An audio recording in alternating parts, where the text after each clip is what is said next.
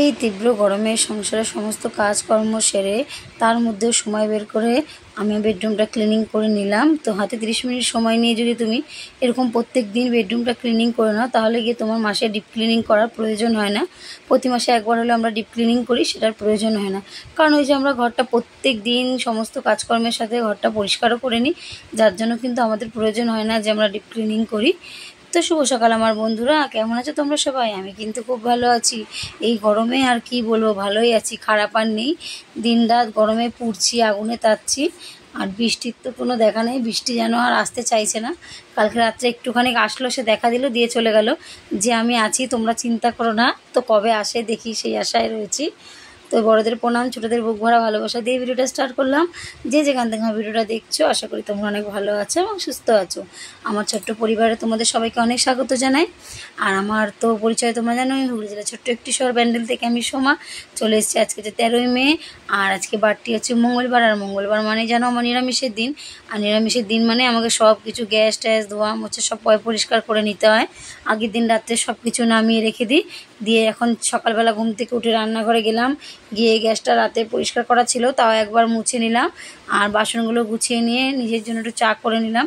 আর এখন তো আমি এখন বাবা মা আছে, তো তিনজনের জন্য চা করে নিলাম।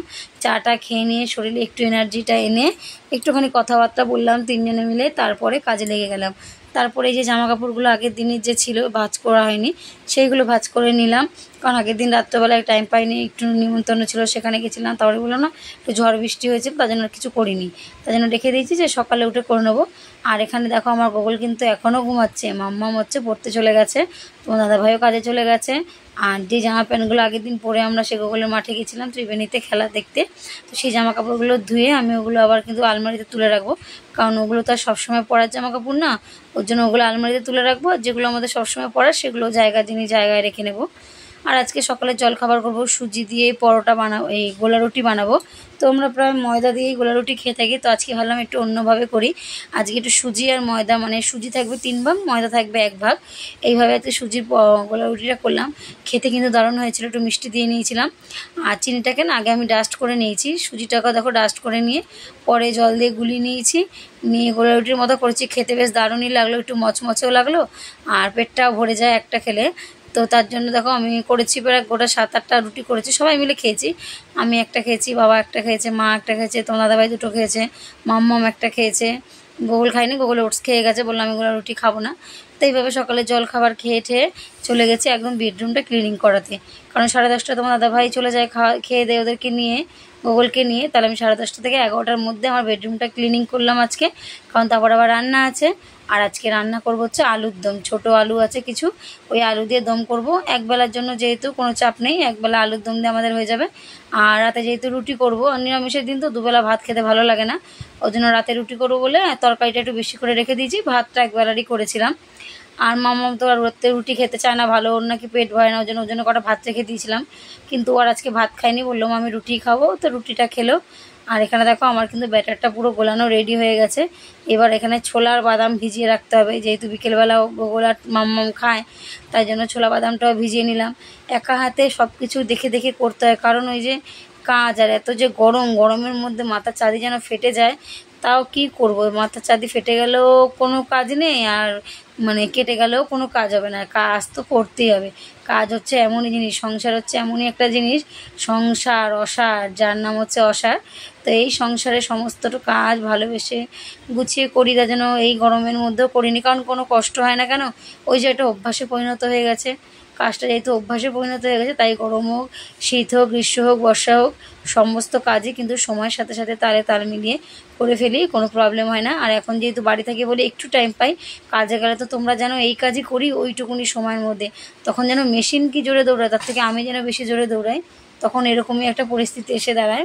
আর এখানে দেখো আমি চলে এসেছি এবার বেডরুমটা ক্লিনিং করার জন্য। তো তো সাথে থাকো, দেখতে থাকো কীভাবে আমি বেডরুমটা ক্লিনিং করি। এইভাবেই প্রত্যেকটা দিন বা একদিন দুদিন অন্তর অন্তর যদি আমাদের ক্লিনিং করা হয়ে যায়, ওই জিনিসগুলো মুছে মুছে পরিষ্কার করে নেওয়া, তাহলে কি আমাদের কিন্তু মাসে যে একবার ডিপ ক্লিনিংটা করি, ডিপ ক্লিনিংটা করার প্রয়োজন মনে হয় না। তো সাথে থাকো, দেখতে থাকো, আশা করি তোমাদের ভালো লাগবে। আর যদি আমার ভিডিওর কোনো অংশ বন্ধুরা ভালো লেগে থাকে, অবশ্যই একটা লাইক কমেন্ট করে দিও, আর সুন্দর তোমাদের কমেন্টের মাধ্যমে আমাকে জানিয়ে দিও। আর যারা আমার চ্যানেলে নতুন বন্ধুরা আছো, এখনও পর্যন্ত আমার চ্যানেলটিকে সাবস্ক্রাইব করে পাশে থাকোনি, তারা অবশ্যই কাজটি করে নাও। আর পাশে থাকা যে বেল আইকনটি আছে ওটা তোমরা প্রেস করে রাখবে, তাহলে যখন আমি ভিডিও ছাড়বো তাহলে সবার আগে তোমার কাছে পৌঁছে যাবে। তুমি চট করে দেখে নিয়ে আমাকে সুন্দর একটা ভালোবাসা দিয়ে কমেন্ট করে দেবে। তো এইভাবে পাশে থেকো বন্ধুরা। আর তোমাদের ভালোবাসা সাপোর্ট এত পরিমাণেই পাই না যে মন থেকে উৎসাহ আরও যেন দ্বিগুণ বেড়ে যায়। তো এই গরমে চলো ডিপ ক্লিনিংটা করি, তোমরা দেখতে থাকো।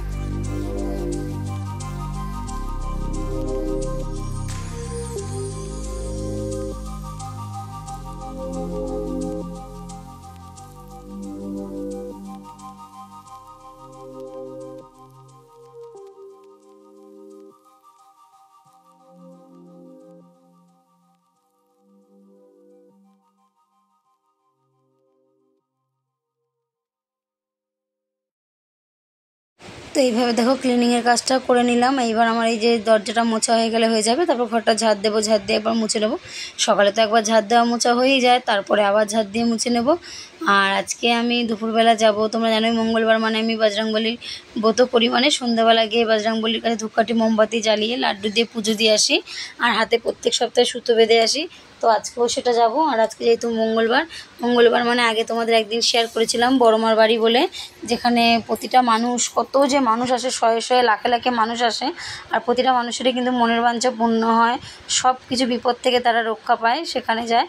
তো ওখানে উনি প্রত্যেক মঙ্গলবার করে ঝাড়ান, তো সেখানেই যাব। আর একটু শরীরটাও খারাপ, তো আর একটু সংসারের দিক থেকেও একটু প্রবলেম আছে, মানে যে আর্থিক।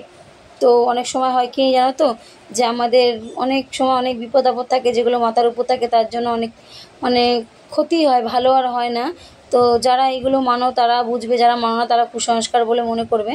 তো আমি তো মন থেকে মানি, যেমন সবাই বলে না যে ভগবান ভগবান মানুষের মধ্যেই বিরাজ করে, আর ভগবান ওনার মধ্যেই বিরাজ করে, সবাই ওনাকে বড় মা বলে ডাকে। তো এর অনেক বড় কাহিনী আছে, যদি কেউ শুনতে চাও অবশ্যই আমাকে কমেন্ট করো। তো ওনার কাহিনী একদিন আমি তোমাদের ভিডিও মাধ্যমে জানাবো, উনি কী থেকে কি হয়েছে। তো উনি অনেক কিছু ত্যাগও করেছে নিজে মা হয়ে। তো সেই সব বিষয়ে তোমাদের সাথে অন্য একদিন আলোচনা করব। কিন্তু কোনো মানুষ যদি মন থেকে বিশ্বাস করে কোনো কিছু মানতে চায়, তাহলে সে কিন্তু কোনোদিনও বিফলে যায় না। আর এখানে প্রতিটা মানুষ হাত জোর করে মন থেকে যা চেয়ে যায় সে অন্তত পেয়ে থাকে। এখানে ক্যান্সারের রুগীরা পর্যন্ত ভালো হয়ে যায়, চোখের প্রবলেম কী না এখানে ভালো হয়। ওই যে ভালো হয় কোথা থেকে জানো? মানুষের মনের বিশ্বাস থেকে। মানুষের মন থেকে যদি কেউ বিশ্বাস করে না, কথায় আছে বিশ্বাসে মেলায় বস্তু তর্কে বহু দূর। তো এরকমই একটা ব্যাপার। তো আমি তো মন থেকে মেনে থাকি, যার জন্য আমি যাই, আর আমি উপকারও পাই। আমি চেষ্টা করি, অনেক সময় হয়তো যেতে পারি না, কিন্তু ঘর থেকে মন থেকে এক মনে ডাকি মাকে। মা সত্যিই আমাকে সাড়া দেন, আমার পাশে প্রতিটা নিহত সে আমার সাথে ওতপ্রোতভাবে জড়িয়ে আছে। তাই আমি মনে করি আমার সাথে সবসময় উনি থাকেন। আমি যত বিপদ আপদে পড়ি না কেন, আমি কিন্তু ওনার স্মরণ করি, আর আমি সেই বিপদ থেকে উদ্ধারও পাই।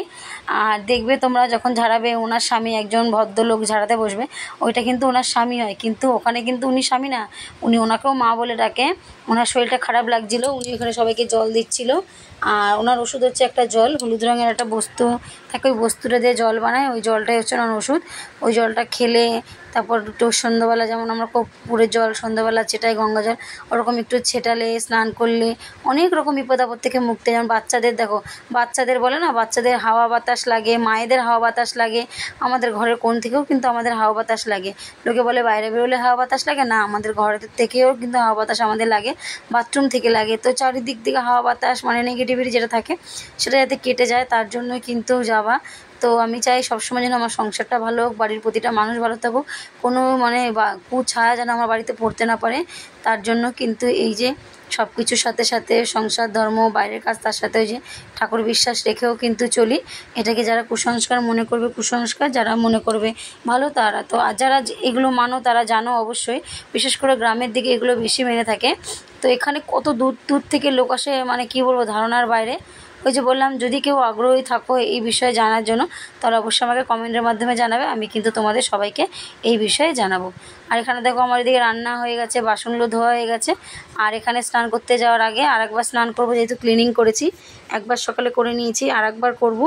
তার আগেই ছোবাগুলো কেটে নিলাম, যেহেতু সন্ধ্যাবেলা তোমার দাদাভাই ছোবা লাগে আরতি করতে, ছোবা শেষ হয়ে গেছে। এই কটা ছিল, এই কটাকে আবার ছোটো ছোটো করে কেটে রাখলাম, আবার কদিন যায় জানি না, আবার জোগাড় করতে হবে কোথা থেকে, দিয়ে আবার কেটে কুটে রেডি করে রাখতে হবে। স্নান করে চলে এসেছি, একদম তুলসী তলায় জল দিয়ে দিয়েছি। আর তুলসী তলায় কখনও খালি মাথায় জল দিতে নেই, ওই জন্য সবসময় মাথায় একটা ওড়না কিংবা গামছা যাই হোক আমি দিয়ে রাখি। আর এখানে আমার পুজো দেওয়া হয়ে গেছে। আর আজকে ফুল পাইনি, একটা একটা করে ঠাকুরের চরণে ফুল দিয়েছি, জানো তো কি খারাপ লাগছিলো, প্রত্যেক দিন এত ফুল দিয়ে পুজো দিই, আর আজকে আমি একটা একটা ফুল একজনের পায়ের সামনে দিয়েছি। কিন্তু বলে না, ঠাকুরের যদি ইচ্ছা থাকে তাহলে ঠাকুর ঠিক মিলিয়ে দেয়। আমি আসার সময় আমাদের বাড়ির সামনে রাস্তার যে টগর গাছটা, তাতে দেখছি কত বড় বড় টগরগুলো ফুটে রয়েছে, ওগুলো কেউ নেয়নি। তো আমি আবার সেই টগর ফুলগুলোকে এনে আবার ঠাকুরের আসনে পরে দিয়ে দিয়েছি। এই দেখো, এইটা হচ্ছে ওনার স্বামী, আর উনি হচ্ছে ওনার বউ, কিন্তু ওখানে উনি ওনাকে মা বলেই কিন্তু ডাকে। আর এই যে হলুদ জলটা, আর এই দেখো এতগুলো টগর ফুল পেয়েছি, এগুলোকে আবার আমি ঠাকুরের আসনে সাজিয়ে দিচ্ছি। তো এইভাবেই দেখো ঘরের সমস্ত কাজ বা সেরে, সংসারের ভালো মন্দ যাতে ভালো হয়, যাতে মন্দ কিছু না হয়, তার জন্য কিন্তু দৌড়াদৌড়ি সব কিছু। এই যে সন্ধ্যেবেলা আবার বজরংবলীর মন্দিরে যাই, গিয়ে বাবাকে ধূপকাঠি মোমবাতি জ্বালিয়ে লাড্ডু দিয়ে পুজো দিয়ে আসি, যাতে তিনি সন্তুষ্ট হয়ে আমার উপর মাথায় হাত রেখে সবসময় আমার পাশে থাকেন, যত বিপদ আপদ আছে বাড়ির প্রতিটা মানুষের সেটা কাটিয়ে দেন। এই যে সংসারের প্রতিটা মানুষকে ভালোবাসি বলেই তাদের জন্য এত ভাবনা চিন্তা করি। কিন্তু দিনের শেষে বোঝা যায় কি জানো তো, যে কারোর জন্যই কিছু করিনি, তখন এই একটা কথাই শুনতে হয়, কী করেছো কার জন্য। তো ওই যে আমি বলি না, আমি কিছু পাওয়ার আশায় করি না, সবসময় ভালোবেসে করি। আর এইভাবেই যেন ভালোবেসে সংসারের জন্য, সংসারের প্রতিটা মানুষের জন্য করতে পারি। ভগবানকে বলি তুমি শক্তি দিও ভগবান, যাতে আমি আর আমার হাজব্যান্ড দুজনে মিলে ভালো থাকি, পায়ে পা দিয়ে কাজ করে যাতে সংসারটাকে সুন্দরভাবে দাঁড় করাতে পারি, ছেলে মেয়েকে ভালো মানুষ করতে পারি। এই একটা চাওয়া পাওয়া, আর কিছুই না। কোনো বিরিয়ানি পোলাও খেয়ে দিন কাটানোর চেষ্টা করি না, বা ভাত ডাল ভাতে রেখো তুমি, কিন্তু ভালো রেখো, এটাই হচ্ছে কথা। এই বলতে বলতে দেখো একদম চলে এসেছি বিকেলবেলা যে চলে এসেছি বড় মামার বাড়ি গেছিলাম বললাম না, ওখান থেকে এসে 4:30 বাজে। এসে নিয়ে হেঁটে হেঁটেই গেছি, হেঁটে হেঁটে এসেছি, হাঁপিয়ে গেছি জানো তো। তারপরে ওই যে গাছে জল দেওয়া, জলের বোতল ভরা, ফ্রিজে ভরা, কত কাজ থাকে বলো, কাজের কি কোনো শেষ থাকে? সেই সব করে নিলাম, দিয়ে সন্ধ্যাবেলা তোমার দাদাভাইকে আরতির সব রেডি করে দিলাম। আরতি করলো, আরতি করে গোপালকে খেতে দিলাম, মাম্মাম পড়তে গেল। আবার এসে নিয়ে এই যে আটা মাখলাম, রুটি করব। তো কত কাজ, রুটি করে আবার ওদেরকে খেতে দিতে হবে, কেননা পড়ে আসবে, খিদে পেয়ে যাবে, তাদের তাড়াতাড়ি করে আবার রান্নাটাও আমাকে করতে হবে। সব কিছু মাথার মধ্যে রেখে আমাকে কাজ করতে হয়। ওই যে বললাম, কাজ ফেলে রেখে গল্প করতে ভালোবাসি না, কাজ করে গল্প করতে আমি আগাগোড়া ভালোবাসি। তো এইভাবে দেখো রুটি, কিছু কিছু রুটি ক্যামেরার সামনে আসলে না ফুলতে চায় না, কিন্তু ক্যামেরার বাইরে যে কটা রুটি করেছি সব কটা ফুলেছে। রুটিও ক্যামেরার সামনে আসলে লজ্জা পায়, তো কি বলবো আর। তো চলো বন্ধুরা, এখানে গোকুলের জন্য দুধ রুটি রেডি করে রেখেছি, আর গোকুল আজকে দুধ রুটি খাবে, মাম্মাম তরকারি দিয়ে খাবে। তো চলো আজকের মতো ভিডিওটা এখানে শেষ করছি, আবার কালকে চলে আসবো নতুন একটা দিন, নতুন একটি ভিডিও নিয়ে। ততক্ষণের জন্য সুস্থ থেকো, ভালো থেকো, আর এইভাবে আমার পাশে থেকো বন্ধুরা। Tata, good night, love you all বন্ধুরা।